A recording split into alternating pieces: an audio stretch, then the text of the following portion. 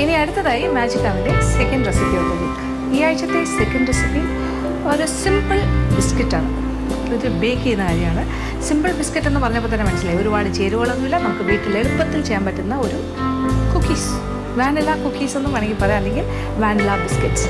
സിമ്പിളാണ്, റൗണ്ട് ഷേപ്പാണ്. അപ്പോൾ ഇതെങ്ങനെയാണ് തയ്യാറാക്കുന്നത് നോക്കാം. ഇവിടെ ചേരുവകൾ എന്തൊക്കെയാണെന്ന് നോക്കാം. മൈദ മാവ് 2.25 കപ്പ്, വെണ്ണ 150 ഗ്രാം, പൊടിച്ച പഞ്ചസാര 3/4 കപ്പ് മുതൽ 1 കപ്പ് വരെ, മുട്ട 2 എണ്ണം, വാനില എസൻസ് 1 ടീസ്പൂൺ, ഉപ്പ് 1 നുള്ള്. അപ്പോൾ നമ്മളുടെ വാനില ബിസ്ക്കറ്റ്സ് ഓർ കുക്കീസ് എങ്ങനെ വേണമെങ്കിലും വിളിക്കാം. ബാക്കി ചേരുവകളെല്ലാം ഇവിടെ റെഡിയാണ്. അപ്പോൾ ഒരു വലിയ പാത്രത്തിലേക്ക് ആദ്യം വേണ്ടത് 150 ഗ്രാം വെണ്ണ.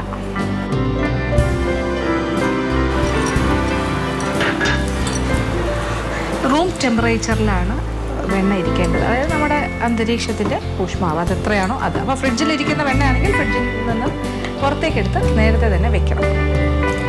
അതിനോടൊപ്പം അപ്പോൾ ഒരു സോഫ്റ്റ് ബട്ടർ, അതിൻ്റെ കൂടെ നമ്മളൊരു പൊടിച്ച പഞ്ചസാര. ഇത് ഓരോരുത്തരുടെ മധുരത്തിനനുസരിച്ചിട്ടാണ്. 3/4 കപ്പ് മുതൽ 1 കപ്പ് വരെ മാക്സിമം ആകാം. 1 കപ്പ് പൊടിച്ച പഞ്ചസാര ചേർത്താൽ നല്ല മധുരം ഉണ്ടാവും. 3/4 കപ്പാണെങ്കിൽ ഒരു മീഡിയം. അപ്പോൾ എത്ര മധുരം വേണം അതനുസരിച്ചിട്ട്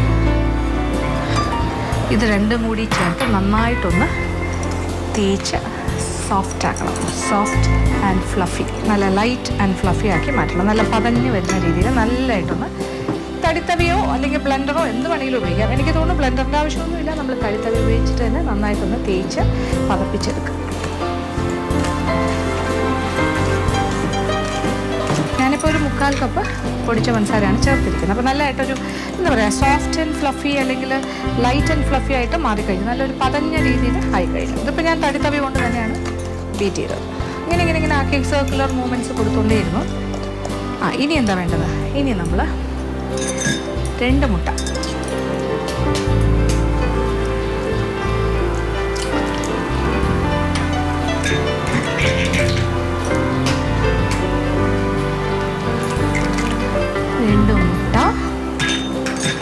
മുട്ട ചേർക്കുന്നതിൻ്റെ കൂടെ തന്നെ നമുക്ക് വാനില എസൻസ് 1 ടീസ്പൂൺ. അപ്പോൾ വാനില ബിസ്ക്കറ്റ്സ് അല്ലേ നമ്മൾ ചെയ്യുന്ന കുക്കീസ്, അപ്പോൾ അതുകൊണ്ട് തന്നെ വാനില ഫ്ലേവർ.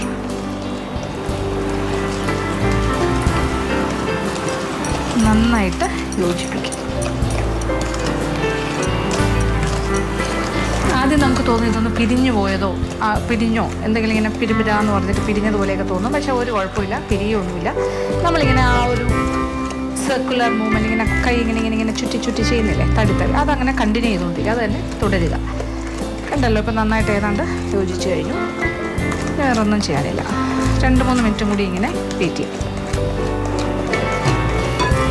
നമുക്ക് 1 നുള്ള് ഉപ്പ് ചേർക്കാം. 1 നുള്ള്. ഇത് മധുരമുള്ള വിഭവമാണെങ്കിലും ഒരു ലേശം ഉപ്പ്, 1 നുള്ളെന്ന് പറഞ്ഞാൽ 1 നുള്ളും വേണ്ട, 1/2 നുള്ളായാലും മതി. അതുകൂടി ചേർക്കാം.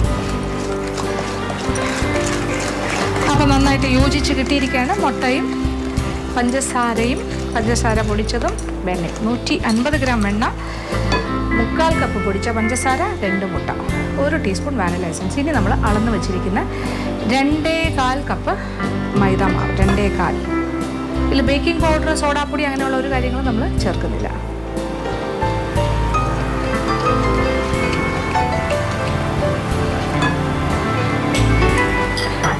രണ്ടേ 1/4 കപ്പ് മൈദാമാവും കൂടി ചേർത്ത് കുറച്ച് സോഫ്റ്റ് ആയിട്ടുള്ളൊരു ഡോ ആയിട്ട് മാറും. നന്നായിട്ടൊന്ന് യോജിപ്പിക്കും.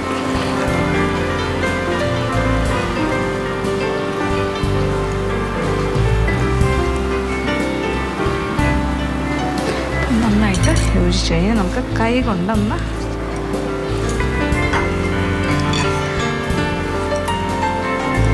കുറച്ച് സോഫ്റ്റാണ്. അപ്പം ഈ രീതിയിലുള്ളൊരു മാവായിട്ട് മാറിക്കഴിഞ്ഞു. ഇനി ചെയ്യേണ്ട കാര്യം,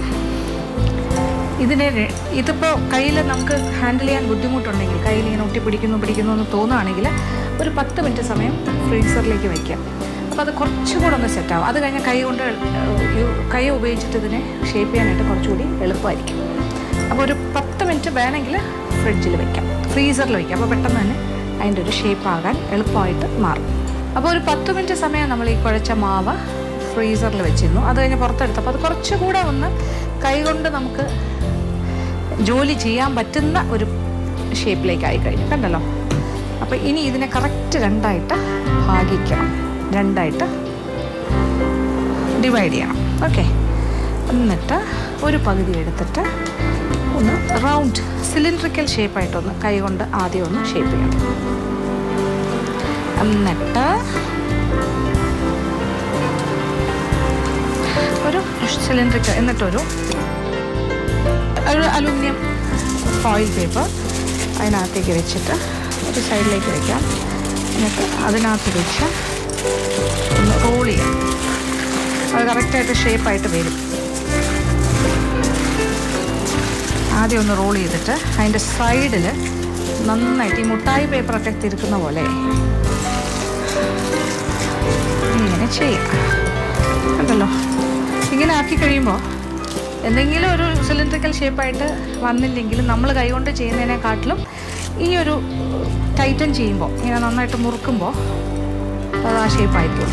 ഒരു വലിയ മുട്ടായി പോലെ ഇരിക്കുന്നില്ലേ, പാരീസിൻ്റെയൊക്കെ മുട്ടായി മതി. മുട്ടായിയുടെ ഒരു ഷേപ്പിലേക്ക് നമ്മളിങ്ങനെ ചെയ്യും. അപ്പോൾ റോൾ ഇവിടെ റെഡി. അതൊരു സൈഡിലേക്ക് മാറ്റാം. എന്നിട്ട് അടുത്തതും ഇതുപോലെ തന്നെ ചെയ്തിട്ട് ഇത് രണ്ടും കൂടി ഫ്രീസറിലേക്ക് വെക്കണം. ഇനിയൊന്നുമില്ല, 2 സിലിണ്ട്രിക്കൽ ഷേപ്പിൽ 2 മുട്ടായി റെഡിയാണ്. ഇത് നമ്മളുടെ ബിസ്ക്കറ്റ് ഓർ കുക്കി ഡോ ആണ്. ഇനി ഇത് നമ്മൾ ഫ്രീസറിൽ വയ്ക്കുന്നു കുറച്ച് നേരം, ഒരു അരമണിക്കൂർ വെച്ചേക്കാം. അരമണിക്കൂർ കഴിയുമ്പോൾ ഇത് കുറച്ചുകൂടി നല്ല ഹാർഡാവും, ഹാർഡ് ആൻഡ് സെറ്റാവും. അത് കഴിഞ്ഞാൽ എടുത്തുകൊണ്ട് വരാം. അപ്പോൾ അതുവരെയായിട്ട് ഒരു ഷോർട്ട് മാജിക് പോയി.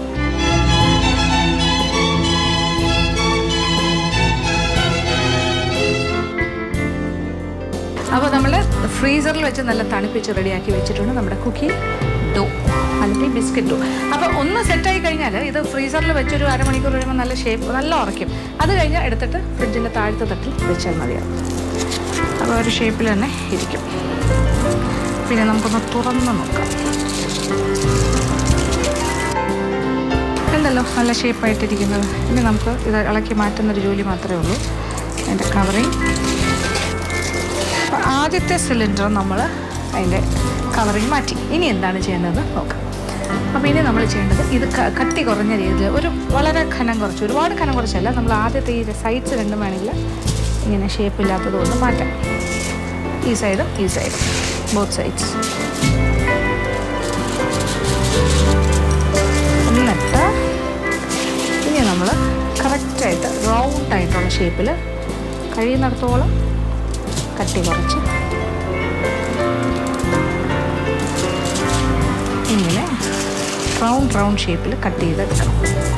കാണുന്നുണ്ടല്ലോ, ഇതാണ് നമ്മളുടെ ബിസ്ക്കറ്റ്സ്. എന്നിട്ട് ഇതുപോലൊരു ട്രേ എടുത്തിട്ട്, ഒരു ബേക്കിംഗ് ട്രേ, അതിനകത്ത് ഇങ്ങനെ നിരത്താം. അപ്പോൾ നമ്മൾ ഒരു റോളിലുണ്ടായിരുന്ന ആ സിലിണ്ട്രിക്കൽ റോളിലുണ്ടായിരുന്ന ഡോ 3/4 ഭാഗം കട്ട് ചെയ്ത് വെച്ചു. 15 ബിസ്ക്കറ്റ്സ് കിട്ടിയിട്ടുണ്ട്.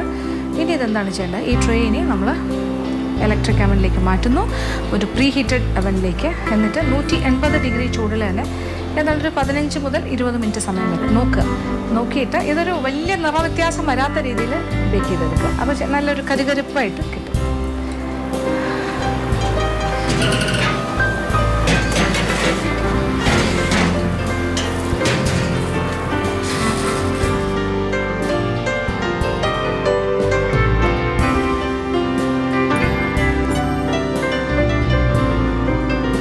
അപ്പോൾ നമ്മളുടെ കുക്കീസ് അഥവാ ബിസ്ക്കറ്റ്സ്, വാനില ബിസ്ക്കറ്റ്സ് എല്ലാം തന്നെ ഇവിടെ ബേക്കായി. ഞാൻ ഈ ട്രേ കുറച്ച് നേരമായി പുറത്തേക്ക് എടുത്ത് വെച്ചിട്ട്. അപ്പോൾ ബേക്കായി കഴിഞ്ഞാൽ ഉടനെ അത് കൈകൊണ്ട് അല്ലെങ്കിൽ സ്പൂൺ കൊണ്ട് ഇളക്കാൻ ശ്രമിക്കരുത്. ഒരു അല്പസമയം റെസ്റ്റ് ചെയ്യാനായിട്ട് അനുവദിക്കണം. കുറച്ച് ക്ഷമ വേണം. ആ സമയത്ത് എടുത്താലിങ്ങനെ പൊട്ടിപ്പോകാനുള്ള സാധ്യത വരും. അതൊന്ന് നന്നായിട്ട് സെറ്റായി കഴിഞ്ഞാൽ നല്ല കരുകരുപ്പുള്ള, പിന്നെ അതെങ്ങനെ ഇങ്ങനെ ഓടുന്നൊരവസ്ഥയിലേക്ക് വരും, നല്ല കരുകരുപ്പാകും. എന്നിട്ട് അതെടുത്ത് നോക്കുമ്പോൾ അറിയാതെ, കണ്ടില്ലേ, ബിസ്ക്കറ്റ് മാതിരി നല്ല പൊട്ടിച്ച് നമുക്ക് എടുക്കാൻ പറ്റും. നല്ല കരുകരുപ്പുള്ള ബിസ്ക്കറ്റ്സ്, നല്ല വാനില ഫ്ലേവേർഡ് ആയിട്ടുള്ള ബിസ്ക്കറ്റ്. അപ്പോൾ ഈ രീതിയിലാണ് നമ്മൾ തരാം. അപ്പോൾ ഒരു 15 ഇവിടെ റെഡിയായി കഴിഞ്ഞു. ഇനി ബാക്കിയുള്ളതും ഇതുപോലെ തന്നെ നമുക്ക് ബേക്ക് ചെയ്തെടുക്കാം. അപ്പോൾ ഇത് ഉണ്ടാക്കാൻ പറ്റിയ കാര്യമാണ്. ഉണ്ടാക്കി ടിന്നിൽ വെച്ചിരുന്നാൽ വായു അടക്കാത്ത ടിന്നിലോ കുപ്പിയിലോ അടച്ച് വെച്ചാൽ എത്ര ദിവസം വേണമെങ്കിലും കേടാകാണ്ടിരിക്കും. കുട്ടികൾക്ക് നടന്ന് കഴിക്കാൻ പറ്റിയ. അപ്പോൾ ഇത്തരം കുക്കീസ്, ബിസ്ക്കറ്റ്സ് അങ്ങനത്തെ കാര്യങ്ങളൊന്നും നമ്മൾ ബേക്കറിയിൽ പോയി വാങ്ങേണ്ട ആവശ്യമില്ലാത്ത അവസ്ഥയാകും. വീട്ടമ്മമാർ ഒരല്പം ഒന്ന് ശ്രമിച്ചാൽ അപ്പോൾ തീർച്ചയായിട്ടും പരീക്ഷിക്കുക, എല്ലാവർക്കും ഇഷ്ടമാകും. ഇന്നത്തെ എപ്പിസോഡ് ഇവിടെ അവസാനിക്കുകയാണ്. വീണ്ടും പുതിയ ഉപങ്ങളുമായി മാജിക് അവനിലൂടെ കാണാം.